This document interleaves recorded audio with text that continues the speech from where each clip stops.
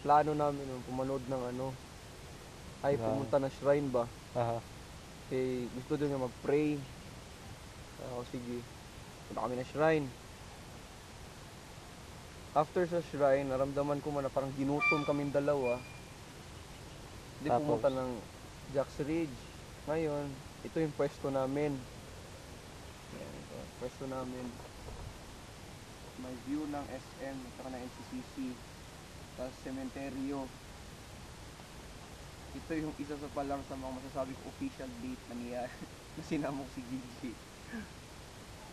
Isa sa mga memorable na dates kaya nakapag-usap talaga na maayos nun. Tapos nag-away pa kami nun saglit. Ano. Pagdating sa ano ni Gigi, isa siya sa mga best. The best ay the best. Kilala niya kung sino ako. Natanggap niya kung sino ako.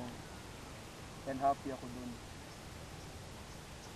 Maka-proud siya na girlfriend. Honestly, maka-proud siya na girlfriend. Bakit?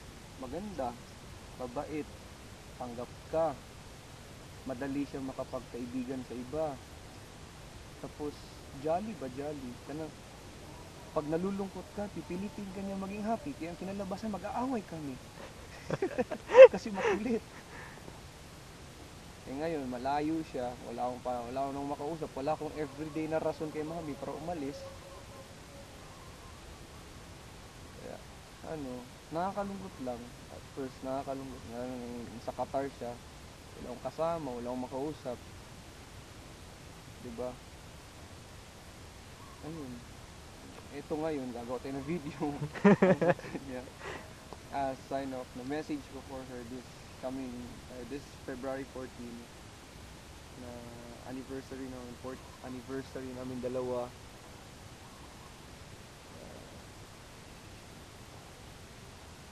Parang message na lang ba? Kasi pabira naman kami makapag-chat ni Gigi. So message ko na sa ano sa home.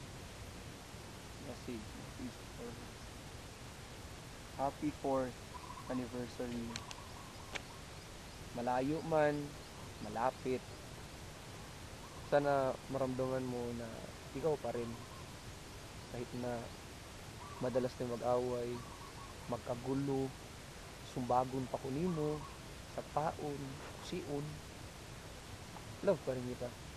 Yan man yun. Ano may siya, challenges.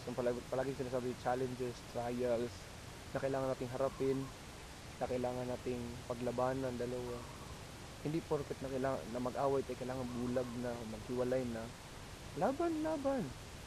Lahat man ng mag-asawa, lahat ng mag-asawa siguro, lahat ng mag-shota, may problema man talaga. So dapat lalaban. Now, soon siguro, makakasunod ako dyan. Magsasama ulit tayo, ha? So, I love you. Happy 4th anniversary. And I hope you like this video na ginawa namin ni Brian. Ano lang to, binigla ko lang sila na magpagawa ko ng ganito kasi wala man ako ibang mabigay sa'yo materially or hindi man ako nandiyan sa presence ko sa tabi mo. At least ito na lang ma-receive mo, matanggap mo, maramdaman mo. Love you. Happy 4th anniversary.